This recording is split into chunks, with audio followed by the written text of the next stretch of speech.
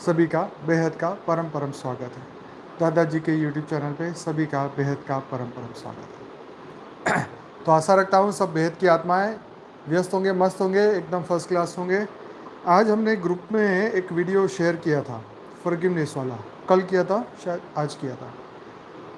उसकी 2 लाइनें सुन के मैं इतना खुश हो गया, मैं इतना हैरान हो गया, मुझे लगा कि भाई ये तो कमाल की बात है कि उसके अंदर जो पहली लाइन थी कि भारत के उप प्रधानमंत्री सरदार पटेल जी के ऊपर किसी ने उनके चेहरे पे थूका और उनका रिएक्शन साफ करते करते उन्होंने ये कहा कि चलो अच्छा है किसी ने तो गुस्सा थूका।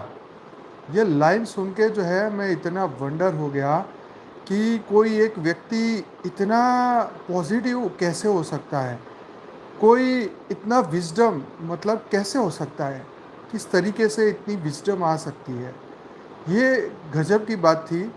और उस बात को मैंने सोचा कि अब हमें पावर ऑफ फॉरगिवनेस के ऊपर हमने पहले भी बात की थी, लेकिन आज आपको दो ऐसी रियल लाइफ स्टोरी भी बताऊंगा।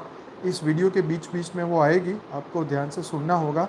और आज का आर्टिकल बहुत बढ़िया रहेगा कि रियल में फॉरगिवनेस जो है वो हमारी वीकनेस नहीं पर बहुत बड़ी स्ट्रेंथ है।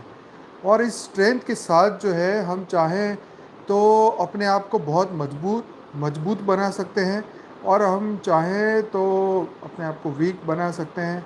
एक छोटा सा शब्द सुन के एक छोटा सा शब्द सुन के हम पूरी ही जीवन की तपस्या को नष्ट कर देते हैं, पूरे जीवन की मेहनत पे पानी फेर देते हैं।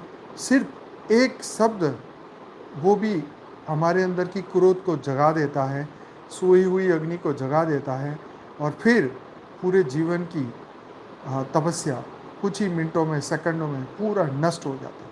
पूरे जीवन का लक्ष्य खत्म हो जाता है। और जो जिसके लिए बार बार धरती पे बार बार जीवन मृत्यु में आते हैं, फिर वही जीवन मृत्यु, फिर वही एक शब्द जो है इंसान का कहाँ से कहाँ वो क्या हालत कर देता है। तो आज हम इस बात को सुनेंगे, समझेंगे। रियल लाइफ लोगों के अंदर इतना विजडम कैसे आ सकता है, क्यों आता है, उसकी आज हम चर्चा भी करेंगे। तो इस तरीके का विजडम, इस तरीके की सोच अगर हमारी अब तक नहीं बनी है तो क्यों नहीं बनी है, इसके ऊपर भी आज हम चर्चा करेंगे। तो आज का आर्टिकल बहुत बढ़िया होगा और सभी ध्यान से सुनिएगा। सुनने के बाद उसको जीवन में इम्प्लीमेंट करने की भी कोशिश करिएगा। तो चलिए शुरू करते हैं आज का आर्टिकल। इसके अंदर 2 इंसिडेंट है, लाइफ चेंजिंग इंसिडेंट है। एक है संत ज्ञानेश्वर का और दूसरा है संत एकनाथ जी का। तो ये दोनों ही जो स्टोरी है, लाइफ स्टोरी है, इसके ऊपर हम पूरा चर्चा करने वाले हैं। तो इसके साथ साथ जो है आर्टिकल में काफ़ी सारी बातें भी हैं, वो भी सुनेंगे। उसके अंदर जो डायलॉग्स आते हैं वो भी बहुत इंटरेस्टिंग है। मतलब एक विजडम वाले हैं, जो कि हमें ऐसी लाइनें जीवन में हमेशा रखनी चाहिए, हमें कभी इसको भूलना नहीं चाहिए। तो क्षमा मांगना और क्षमा कर देना साहस का काम होता है। क्षमा से अत अतस की शुद्धि होती है और बैर भाव मिटता है। तो ये बात सच है कि जब हम ये संकल्प करते हैं कि अब मुझे किसी से कोई दुश्मनी नहीं रखनी, अब मुझे किसी से कोई गिला शिकवा नहीं रखना, अब मुझे किसी से कोई भी ऐसा कर्म बंधन नहीं रखना कि मुझे फिर से मृत्यु लोक में कोई बांधे, कोई कर्म मुझे मृत्यु लोक में बांधे। और उस संकल्प के बाद जैसे भी जो भी व्यक्ति धीरे धीरे दिमाग में आने लगेंगे, जिसके साथ आपका कर्म बंधन है, अभी भी मन के अंदर कुछ बातें हैं, अभी भी मन के अंदर वो कष्ट छुपा हुआ है, तो ऐसे व्यक्तियों को याद करते करते, उनको क्षमा करते करते करते हमें आगे निकलना है। जीवन में हमारे से भी जो गलतियाँ हुई है उसको भी धीरे धीरे धीरे किसी व्यक्ति से हुई और वो व्यक्ति अब शरीर छोड़ के जा चुका है, ठीक है। आपका कोई भी हो, रिलेटिव हो, कोई भी हो, फ्रेंड हो, रिश्तेदार हो, कोई भी हो, तो उनसे संकल्पों से हमें क्षमा मांग लेनी है, ताकि हमारा कर्म बंधन धीरे धीरे उनसे भी खत्म हो जाए। और इसी तरीके से हम अपने आप को एक शुद्धता की ओर लेके जाएंगे।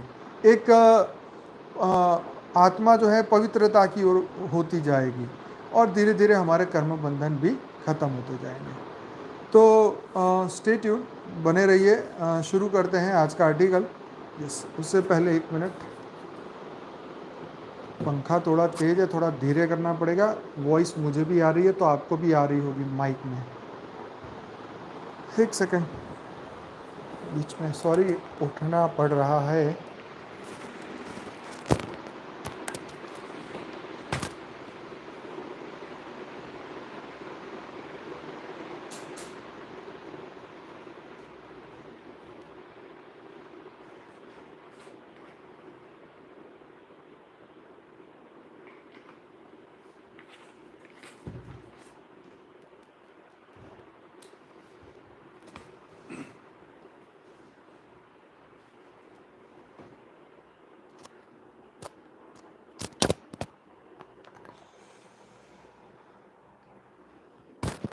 सॉरी, इस वीडियो को तो पॉज नहीं कर सकते क्योंकि ये तो लाइव वीडियो होता है। 1 सेकंड के लिए भी रुकेगा नहीं। हाँ, म्यूट हो सकता है पर चलेगा, जरूर रुकेगा नहीं। तो चलिए शुरू करते हैं आज का आर्टिकल। यस,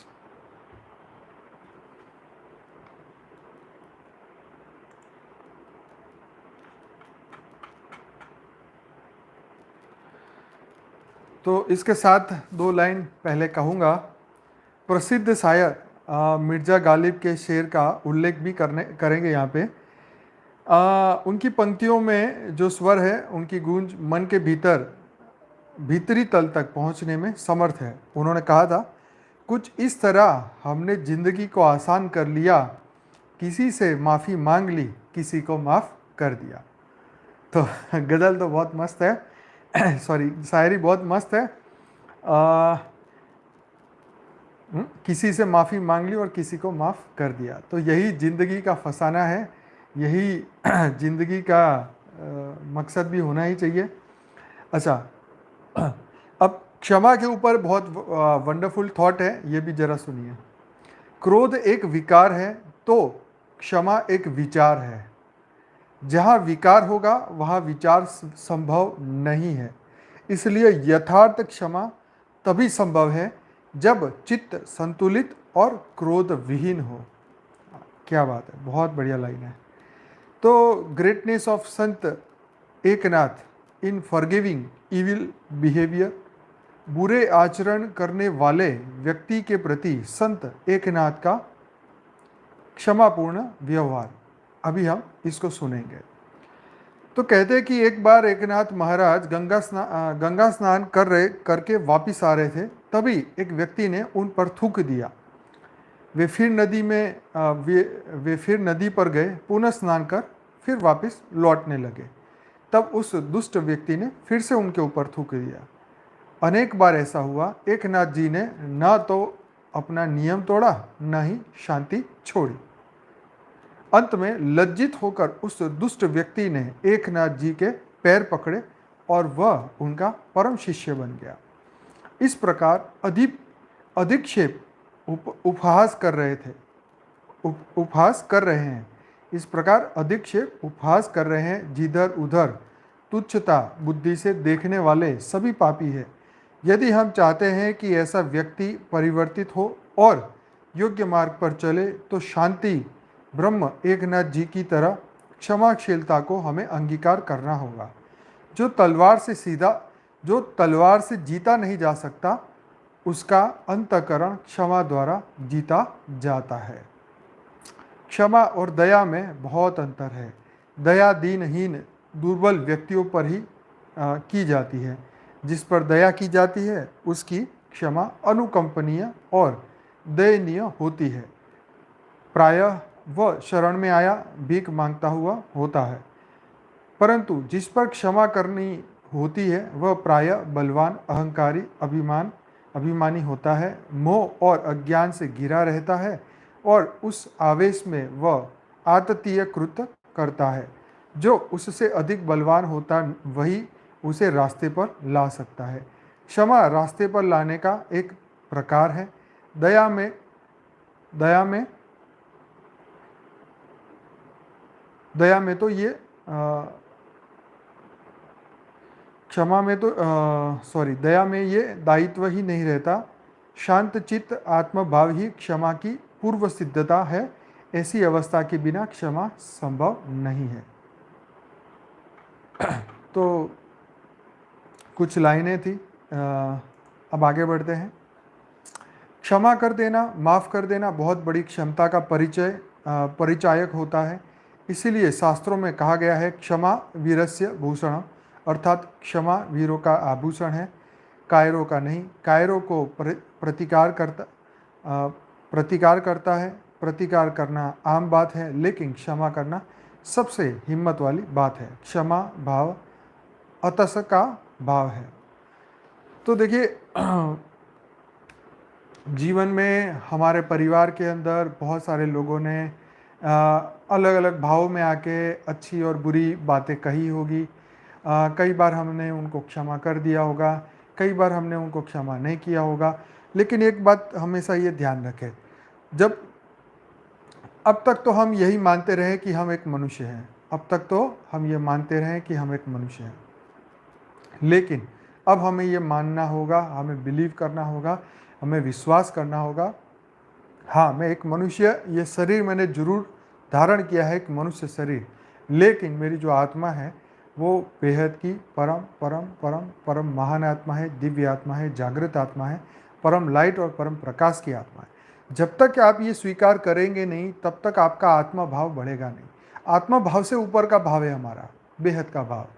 क्यों? क्योंकि आत्मा भाव के बाद भी हमारा जो गोल है, हमारा जो लक्ष्य है, आत्मा भाव में हमें ये तो पता चल गया कि हम शरीर नहीं, हम एक आत्मा है, लेकिन उससे ऊपर का हमारा जो फर्म बिलीव है कि हम बेहद की आत्मा है। मतलब हम ये मृत्यु लोक की आत्मा है ही नहीं, हम कभी आए ही नहीं, हमें धरती लोक से कोई वास्ता ही नहीं, हम इस मृत्यु लोक में ना ही आगे फंसने वाले हैं, और जो भी हमारे कर्म का हिसाब किताब है वो हम पूरा कर रहे हैं। इस वक्त सभी अपने कर्मों का हिसाब किताब पूरा कर रहे हैं। तो ये बहुत बड़ी बात है, ये हमें हमेशा याद रखनी चाहिए, और इसके साथ ही हमें आगे बढ़ना चाहिए। तभी हम जीवन के सभी कठिन जो भी कर्मफल सामने आने वाले हैं उसको बड़ी आसानी से हम हैंडल कर पाएंगे।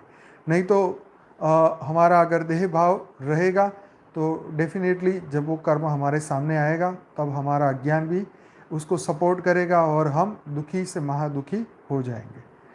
तो मनुष्य के जीवन में क्षमा का बहुत बड़ा महत्व है। अगर कोई इंसान गलती कर दे और उसके लिए तुरंत माफ़ी मांग ले तो सामने वाला गुस्सा काफ़ी हद तक दूर हो जाता है। क्षमा मांगना व्यक्तित्व का एक अच्छा गुण है। इसी तरह किसी को क्षमा कर देना भी अच्छा व्यक्तित्व की पहचान है। यदि आदमी गलती करे लेकिन उसके लिए माफ़ी नहीं मांगे, और कई आदमी माफ़ी मांगने पर भी सामने वाले को माफ़ न करे, तो ऐसे लोगों के व्यक्तित्व में अहंकारी संबंधी विकार पैदा हो जाता है। मतलब ये बात सच है कि कोई व्यक्ति गलती करने के बाद भी, सॉरी बोलने के बाद भी, दिल से माफ़ी मांगने के बाद भी सामने वाला माफ़ ना करे तो डेफिनेटली उनके अंदर अहंकार जागृत हो चुका है। ये तो पक्की बात है। तो अहंकार पैदा होने से बचना चाहिए, ठीक है। तो यही हमें यहाँ सीखने को मिलता है कि अहंकार से बचना चाहिए। दोनों ही तरह के व्यक्ति अपराध से कभी मुक्त नहीं हो पाते। अपनी गलती पर माफ़ी न मांगना और माफ़ी मांगने पर सामने वालों का माफ़ न करना का मतलब यही हुआ कि ऐसे व्यक्ति स्वयं से जहर पीते हैं। देखो ये बहुत गजब की बात है।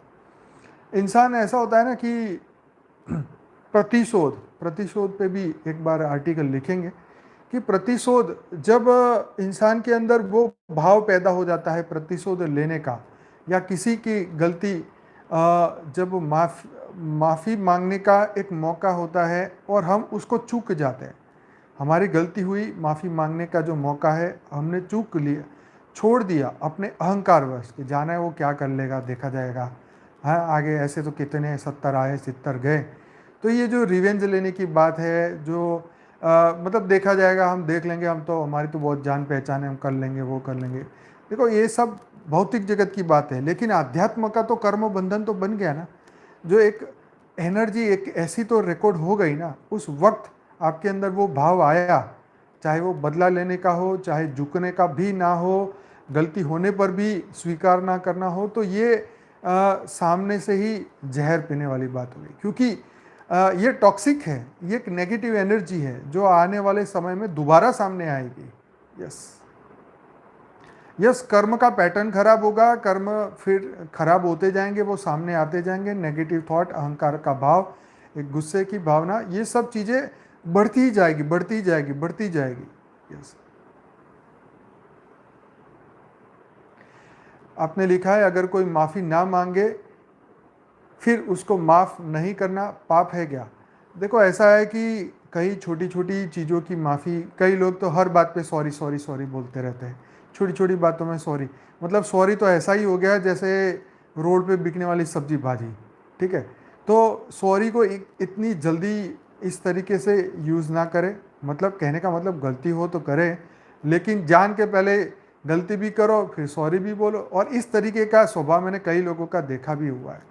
मतलब ये लोगों का एक ऐसा गंदा स्वभाव बन जाता है कि यस, वैल्यू ही नहीं रहती। वैल्यू क्या, अपने आप की वैल्यू खत्म हो जाती है।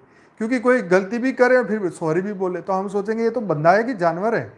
मतलब ये एक फीलिंग अंदर से आती है। मतलब यही है कि अपना मूल्य इतना डाउन ना करें कि क्या कि भाई हमें समझ ही ना आए कि हम कर क्या रहे हैं, हम बोल क्या रहे हैं। तो ये सब चीज़ों से बचना चाहिए। और हमें कुछ गलती हो, मतलब एक्सट्रीम लेवल तक की गलती हो तो ठीक है, बाकी छोटी मोटी सब गलतियों को नज़रअंदाज हम कर सकते हैं। हाँ, वो रिपीट नहीं होना चाहिए। हाँ, और कहते हैं ना कि जब रबर को उतना ही खींचना चाहिए जब तक वो टूट ना जाए। तो बात वही है कि एक ही गलती तुम 100 बार करोगे तो फिर कृष्ण जैसा कृष्ण भी गला काट देगा। तो फिर हम तो गला नहीं काट सकते, लेकिन बुरा तो सोचेंगे ना उसके बारे में। तो बात वही है, खुद को तो बदलना पड़ेगा। लेकिन कई चीज़ें ऐसी होती है ना कि भक्त और भगवान का जहाँ संबंध होता है, जैसे देखो जो भगवान विष्णु थे उनको कौन से ऋषि ने पैर हृदय में आके लात मारी, पता नहीं कौन से थे, भृगु थे, कौन से थे। तो विष्णु भगवान कहते हैं महाराज आपके पैरों को चोट तो नहीं लगी है जी, आपने अपने अपने कोमल पैरों से मुझे मारा। हाँ, भृगु ऋषि। तो विष्णु जी ने कहा कि आपको चोट तो नहीं लगी। तो देखो वो तो भगवान है, उनको तो पता ही है कि ये मेरी परीक्षा ले रहे हैं, बाकी कोई राक्षस आके मार सकता है क्या? और उनकी भी उन्होंने क्यों सहन की, सोचने वाली बात है कि भाई वो उन्होंने पूरी जिंदगी उनकी तपस्या की है, इसीलिए उन्होंने कहा चल छोड़ इसको, मुझे पता ही है मेरी परीक्षा लेने आया है तो कोई बात नहीं। तो कहने की बात यह है कि हम अपने लोगों की गलतियां माफ़ कर सकते हैं। जिसको हम प्रेम करते हैं, कोई हमें प्रेम करते हैं, तो हम उनकी गलतियां तो जरूर माफ़ कर सकते हैं। उसके लिए हमें अपना अहंकार दिखाने की ज़रूरत नहीं है ना। तो यस, तो हमें छोटी मोटी गलतियों को तो भूल ही जाना चाहिए, क्योंकि इसके पीछे क्या टाइम और एनर्जी वेस्ट करने का। ये गलतियां हैं, शब्द मान के भूल जाना चाहिए। नहीं तो आने वाले समय में वो ही शब्द का पहाड़ बनता जाएगा, शब्द का पहाड़ बनता जाएगा। अगर दिमाग में रह गया, हमने इसमें पानी डाला, वो पेड़ की तरह उगता जाएगा। अगर वो नहीं मानता तो फिर उसको समय पे छोड़ दो कि भाई समय आएगा, अपने आप ही समय उसको सिखा देगा, है ना। हमारे गुजराती में बोलते हैं कि जब बहुत अहंकारी व्यक्ति होता है, किसी की वो सुनता ही नहीं है, तो फिर उसको यही बोलता है कि तुझे तो कोई नहीं पहुंच सकता, लेकिन तुझे तेरा पेट पहुंचेगा। मतलब तेरी संतान जब बड़ी होगी या तेरे संतान ही तुझे पहुंचेगी। क्योंकि इंसान जो है सबके सामने तो कर सकता है, लड़ाई झगड़े पंगे कर सकता है, जब बात संतान की आती है तब वो ठंडा पड़ जाता है। तो यही है कि ये भी एक कर्म बंधन पैदा करता है। और वही कर्म बंधन जो है, एंजेला जी लिख रहे हैं, I wish I could understand your language that you are speaking. Yes, we are Indian, we are speaking Hindi, but don't mind, we have 84 videos in our YouTube channel. We have a separate playlist for that. we have a spiritual 84 videos. You must watch it. Just write down one thing in YouTube search box, Bapuji English videos playlist. Just search in YouTube box, you will get a playlist of this. And even if you are if it is trouble for you, then you can mail us. Definitely we will send you a separate playlist for that, and you can watch our all videos in English. So thank you for your comment, but right now I have to speak in Hindi so that our Bapuji's followers can understand properly. So बात हो रही थी forgiveness की।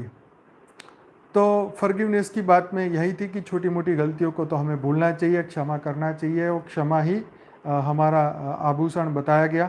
तो बात हो रही थी भगवान यस, अभिमान तो राजा रावणનું પણ નથી રહ્યું। तो अभिमान किसी का भी नहीं रहा, ना रावण का रहा, ना किसी और का रहा। तो जो लोग क्षमा नहीं मांगते उसको समय अपने आप सिखाता है, तो इसीलिए उनको वहीं पे छोड़ देते हैं। जिसको जहर का प्याला बहुत अच्छा लगता है वो पिए, खूब पिए हैं, अनंत समय से पीते आ रहे हैं, तो और अनंत जन्म तक और पिए, कोई किसी को प्रॉब्लम नहीं है। तुम 84 लाख योनि में जियो मरो सड़ो मरो, किसी को कोई पूछने वाला नहीं है। आज तो तुम्हें सब पूछ रहे हैं, लेकिन कोई कौन किसका है बताओ? कोई तो किसी का नहीं। आज कर्म बंधन से मिले हैं, इसलिए सब एक दूसरे को पूछ रहे हैं, लेकिन अगले जन्म में मिलेंगे कि नहीं मिलेंगे क्या पता। हम तो धरती पे आने वाले नहीं है, तो फिर कहाँ से मिलने वाले तो जो धरती पे रहने वाले हैं उनको सोचना चाहिए कि उनको क्या करना है। जब हमने तो ठान ही ली है कि भाई हमारा तो आखिरी जन्म है, आखिरी ही पुरुषार्थ है, और ये सब कुछ ही आखिरी है, तो फिर सबको जय राम जी की, और क्या। ठीक है ना। तो सब अपना अपना समेट लो, जो सोचना है सोच लो, जो सोचेगा वही पाएगा। हम अपने रास्ते, सब अपने रास्ते, बस सीधी बात है। तो मनुष्य जीवन इतना लंबा और अटपटा है कि यदि क्षमा मांगने और देने का गुण व्यक्ति में नहीं है तो उसका जीवन बड़ा कष्टकारी बन जाता है। मांगने से भी अहंकार खत्म हो जाता है, जबकि क्षमा करने से संस्कार बनता है।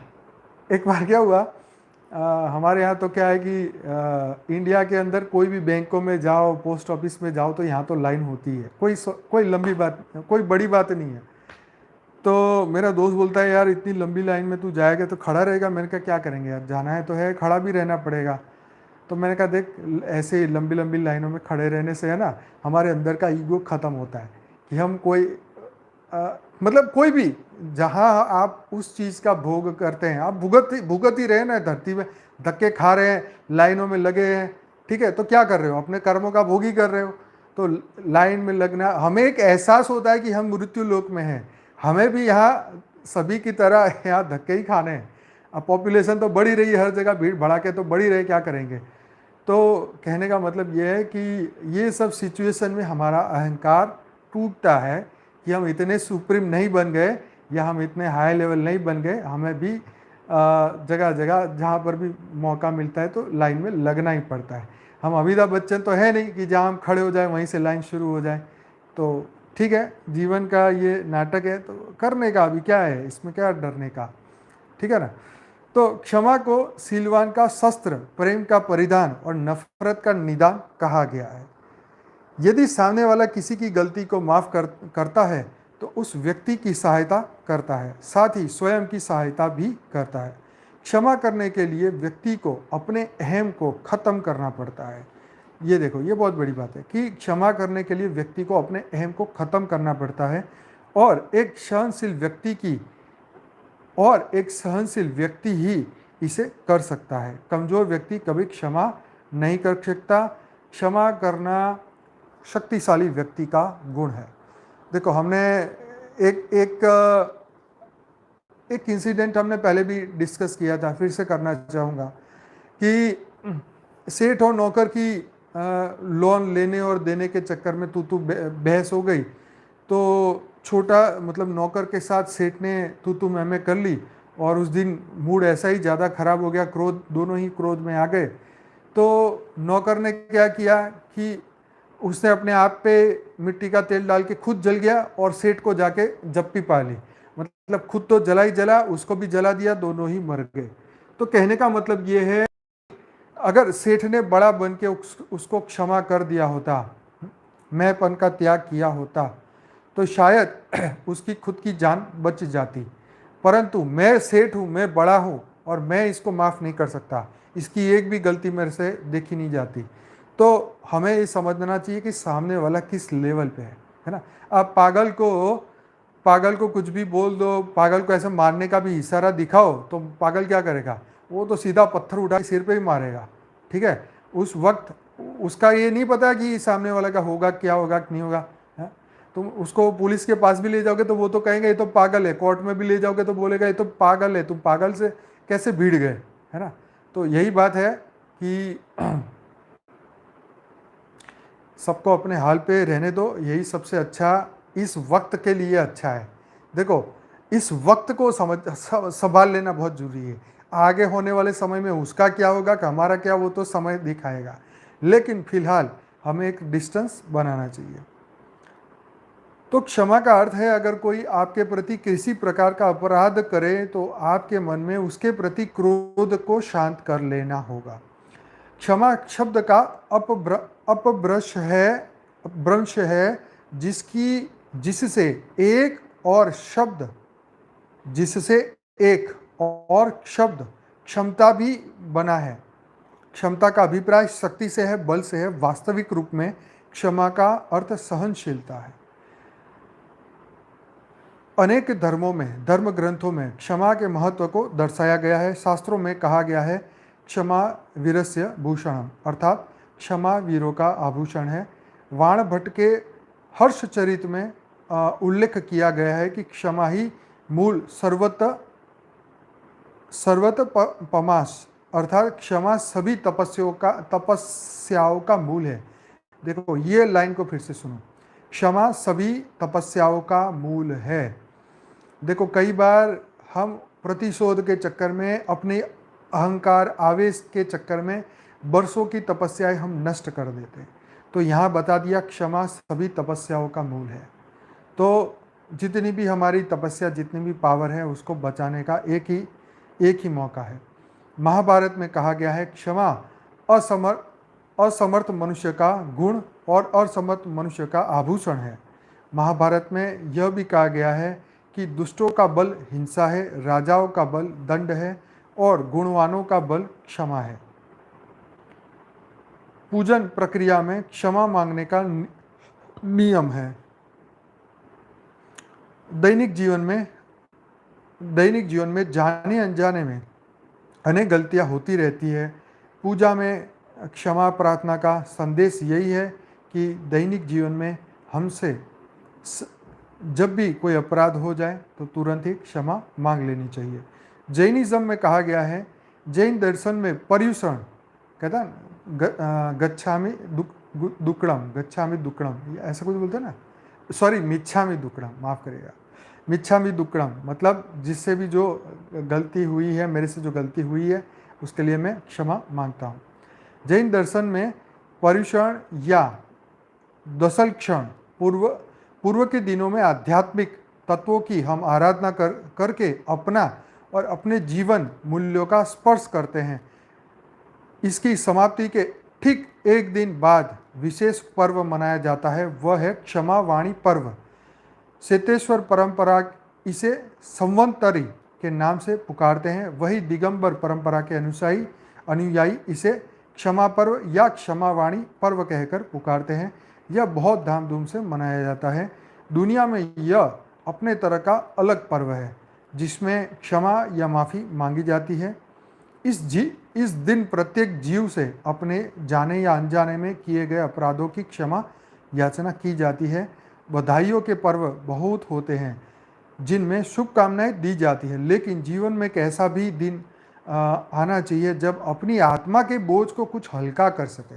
देखो, अब आत्मा के बोझ को हल्का करने की बात जो है ना, ये बड़ी इंटरेस्टिंग है। इस पे भी डिटेल से कभी चर्चा करेंगे, पर आज इसने आत्मा को हल्का करने की बात कही है, ये बात मुझे बहुत अच्छी लगी है।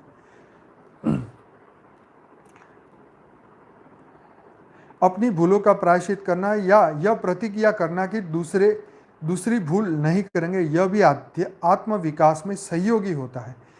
पर्वों के इतिहास में यह पूर्व एक अनूठी मिसाल है। अब बुद्धिज़्म कहते हैं, बौद्ध ग्रंथ संयुक्त निकाय में लिखा है, दो तरह के मूर्ख होते हैं। एक कि वे जो अपने कृत्यों को अपराध के रूप में नहीं देखते, ये भी ठीक है, और दूसरा मूर्ख वो जो दूसरों के अपराध स्वीकार कर लेने भी क्षमा नहीं करते। गुरु ग्रंथ साहिब का भी वचन है, क्षमाशील को रोग नहीं सताता और न यमराज डराता है। बड़ी मस्त लाइन लिखी है। बड़े बड़े लोग अच्छी बातें तो लिख के ही गए हैं, लेकिन हमारे ध्यान में नहीं आती है। चलो आगे। तो अभी इंटरेस्टिंग स्टोरी जो है अभी बता देता हूँ आखिरी 10 मिनट में। क्षमा मांगने और क्षमा करने में वास्तविक दुख का ही भला होता है, दुख का नहीं, खुद का ही भला होता है। ऐसा करना सकारात्मक पहल होता है। क्षमा के भाव मनुष्य के भीतर से अहंकार के भाव को नष्ट कर देता है। किसी ने कितना सुंदर वर्णन किया है कि क्षमा वो खुशबू है जो एक फूल नहीं, क्षमा वो खुशबू है जो एक फूल उन्हीं हाथों में छोड़ जाता है जिन हाथों ने उसे तोड़ा है। वाह वाह, क्या लाइन है, फिर से सुनो। क्षमा वो खुशबू है, क्या? क्षमा वो खुशबू है जो एक फूल उन्हीं हाथों में छोड़ देता है। जब हम फूल को हाथों से तोड़ते हैं तो फूल जो है हमारे हाथ में एक सुगंध छोड़ देता है। जिस हाथ ने वो तोड़ा है उसको उसके हाथ में खुशबू देता है। क्षमा वो खुशबू है जो फूल उन्हीं हाथों में छोड़ जाता है जिन हाथों ने उसे तोड़ा है। बहुत सुंदर। क्षमा भाव के महत्ता को इस घटना से समझा जा सकता है। एक समय की बात है, एक महात्मा एक गांव के पास से गुजर रहे थे। उस गांव के कुछ लोग पहले से उनके शत्रु थे। गांव वालों ने उन्हें जाते देख लिया और रास्ते पर उन्हें घेर लिया। जिन्हें बहुत गालियां दी और अपमानित भी किया। उन्हें बहुत गालियां दी, अपमानित किया। महात्मा जी ने सुना और फिर उससे कहा, मेरे मित्रों, तुम्हारी बात पूरी हो गई हो तो मैं यहाँ से जाऊँ, मुझे दूसरे गांव जल्दी पहुँचना है। वो लोग थोड़े हैरान हो गए और उन्होंने कहा, हमने क्या कोई मीठी बातें की है? हमने तो गालियाँ दी हैं सीधी और स्पष्ट। तुम क्रोध क्यों नहीं करते? प्रतिक्रिया तो क्यों नहीं देते? तो संत ने कहा, तुमने थोड़ी देर कर दी। अगर तुम 10 वर्ष पहले आए होते तो मज़ा आ गया होता। मैं भी तुम्हारी तरह गालियाँ देता, मैं भी क्रोधित होता, थोड़ा रस आता, बातचीत होती, मगर तुम थोड़ी देर कर गए। महात्मा ने कहा, अब मैं उस जगह हूँ कि तुम्हारी गाली लेने में असमर्थ हूँ। तुमने गालियाँ दी वह तो ठीक, लेकिन तुम्हारे देने से ही क्या होता है? मुझे भी तो उन्हें लेने के लिए बराबर का भागीदार होना चाहिए। ये मस्त बात लिखी। मैं उसे लूँ तभी तो उसका परिणाम हो सकता है, लेकिन मैं तुम्हारी गाली लेता नहीं। मैं दूसरे गांव से निकला था। वहाँ के लोग मिठाइयाँ लाए थे भेंट करने। मैंने उनसे कहा कि मेरा पेट भरा है, तो वे मिठाइयाँ वापस ले गए। जब मैं ना लूँ तो कोई मुझे कैसे दे देगा? संत ने उन लोगों से पूछा, वे लोग मिठाइयाँ ले गए, उन्होंने क्या किया होगा? एक आदमी ने भीड़ में से कहा, उन्होंने अपने बच्चों और परिवारों में बांट दी होगी। तो संत ने कहा, मित्रों, तुम गालियाँ लाए हो, मैं लेता नहीं। अब तुम क्या करोगे? घर में ले जाओगे, बांटोगे? मुझे तुम पर बड़ी दया आ रही है। अब तुम इन गालियों का क्या करोगे? क्योंकि मैं इन्हें लेता नहीं। क्योंकि जिसकी आँख खुली है वह गाली लेगा, और जब मैं लेता ही नहीं तो क्रोध का सवाल नहीं उठता। जब मैं ले लूँ तब क्रोध उठ जाएगा। आंखें रहते हुए मैं कैसे कांटों पर चलूँ, और आंखें रहते हुए मैं कैसे गालियाँ लूँ, और होश रहते मैं कैसे क्रोधित हो जाऊँ? मैं बड़ी मुश्किल में हूँ, मुझे क्षमा करो, तुम गलत आदमी के पास आ गए हो। क्या बात है ना? मतलब इतनी बोलना, इतना सोचना भी हिम्मत का काम है। बोलने की तो बात ही कुछ और है। इस कथा से यह सीख मिलती है कि हम जो किसी को देते हैं वही हम तक आता है। और दूसरों के लिए और दूसरों के दिए दिए को नहीं ले दूसरों के दिए को नहीं ले तो लौटकर वह उनके पास चला जाता है। ये बहुत अच्छी बात है। ले लो तो आएगा, नहीं लोगे तो उसके पास लौट के चला जाएगा। अतः अगर हम माफ़ी मांगना और माफ़ करना सीख लें तो अंततः हमारा ही भला होना है। मनुष्य में गुण और दोष दोनों ही होते हैं। बुरी आदतों को आत्म अनुशासन और अभ्यास से दूर किया जाता है और अच्छी आदतों के साथ जीवन व्यतीत किया जा सकता है। क्षमा भाव जिसके भीतर विकसित हो जाए वह व्यक्ति यशस्वी हो जाता है। क्या मस्त लाइन है।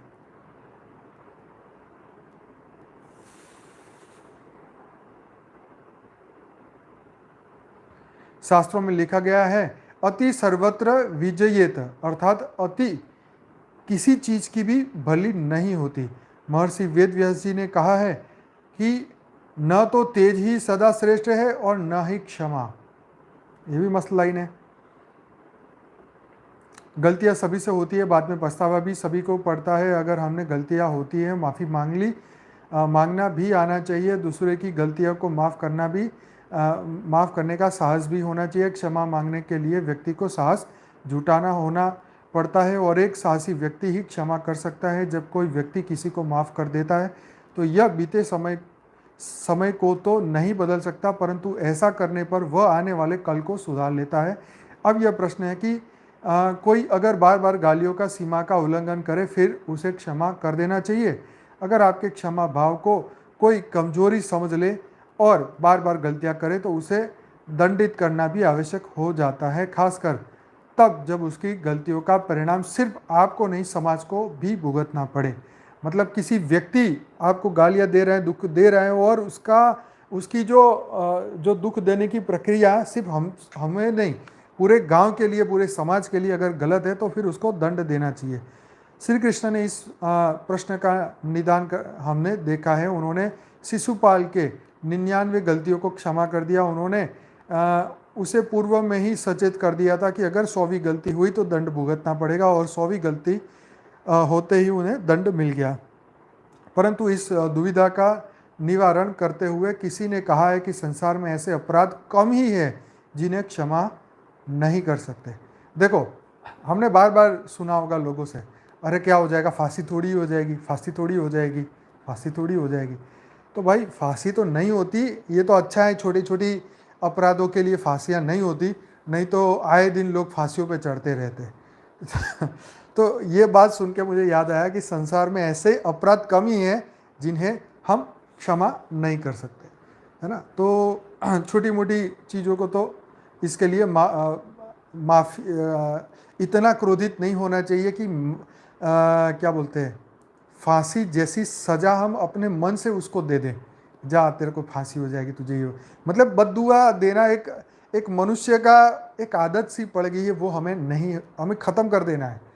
उसका कर्म वो जाने, उसकी सेवा वो जाने, ठीक है ना। हमें इग्नोर ही करना चाहिए, सुना अनसुना करके निकल जाना चाहिए, ठीक है ना। निष्कर्ष यह है कि सर्वप्रथम हमें अपनी गलतियों पर पर्दा ना डालकर खुद से भी और दूसरों से भी क्षमा मांग सीख लेना चाहिए और दूसरों की छोटी मोटी गलतियों को नज़रअंदाज कर देना चाहिए। अपनी सहन शक्ति को विकसित करना चाहिए। जब तक कोई बड़ी बात ना हो उस पर प्रतिरोध करना गलत भी हो सकता है। यह बात हमेशा याद रखने योग्य है कि क्षमा निर्बलों का गुण और वीरों का आभूषण है। क्षमा की महत्ता पर वेदव्यास जी ने कहा है कि क्षमा धर्म है, क्षमा धर्म है, क्षमा यज्ञ है, क्षमा वेद है, क्षमा ही शास्त्र है। जो इस प्रकार जानता है वह सबको क्षमा करने योग्य हो जाता है।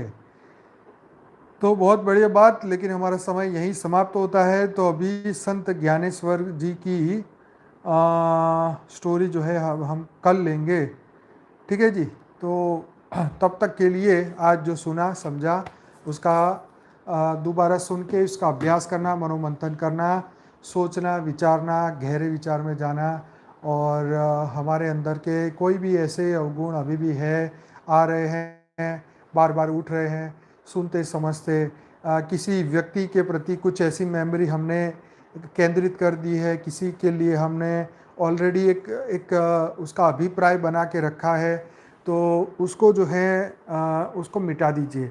देखो हम लोग दोबारा धरती लोक पे आने वाले नहीं हैं।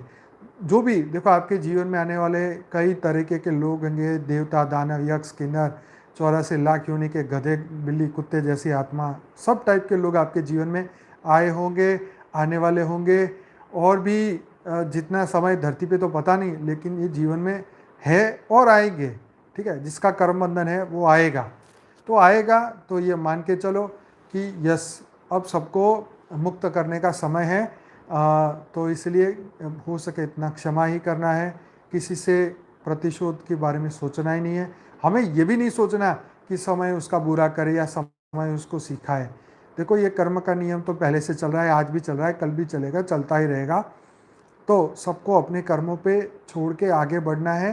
तो जैसे हमारे सनातन धर्म में बोला ना, विष्णु जी ने लात मारने वाले भृगु को बोला कि भाई आपके पैर को दर्द तो नहीं हुआ है। गांधी जी तरह ठीक है, एक एक झापट मारी तो दूसरी खा ले, दूसरी खाई, तीसरी खाई, ऐसा नहीं।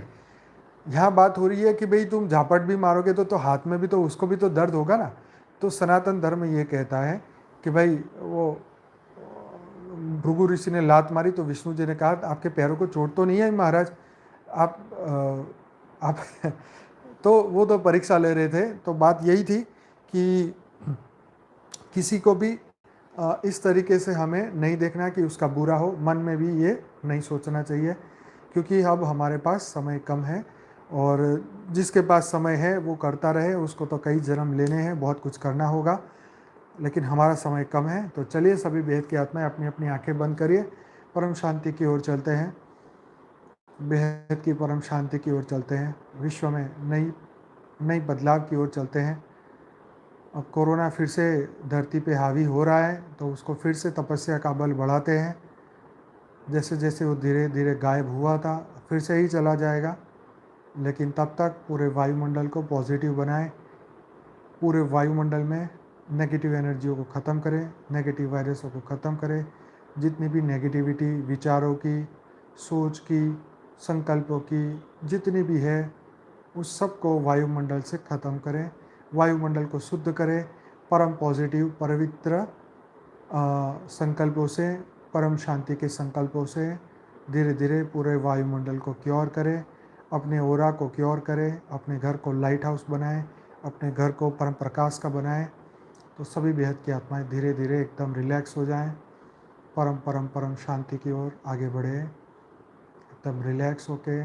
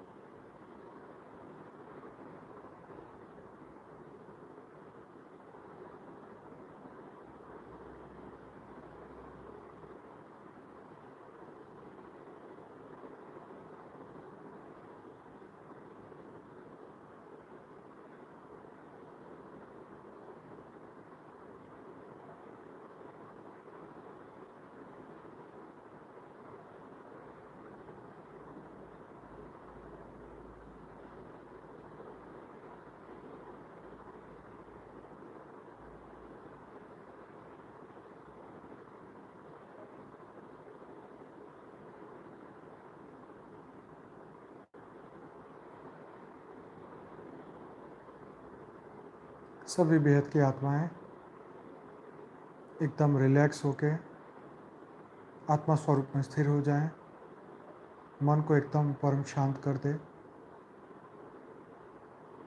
सभी भावों को, विचारों को एकदम शून्यता की ओर ले जाएं। मैं एक बेहद की परम परम परम आत्मा हूँ, दिव्य आत्मा हूँ, जागृत आत्मा हूँ, परम लाइट परम प्रकाश की आत्मा हूँ।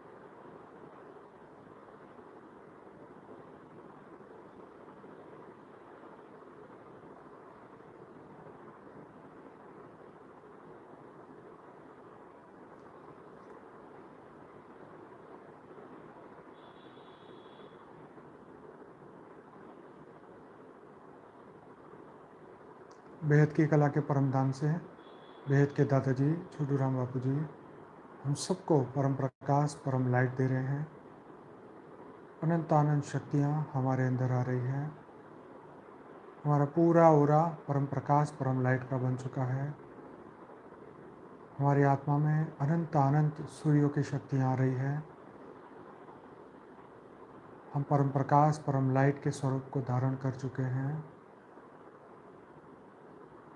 अनंत अनंत शक्तियाँ परम परम परम परम प्रकाश की शक्तियाँ, परम लाइट की शक्तियाँ, बेहद की शक्तियाँ।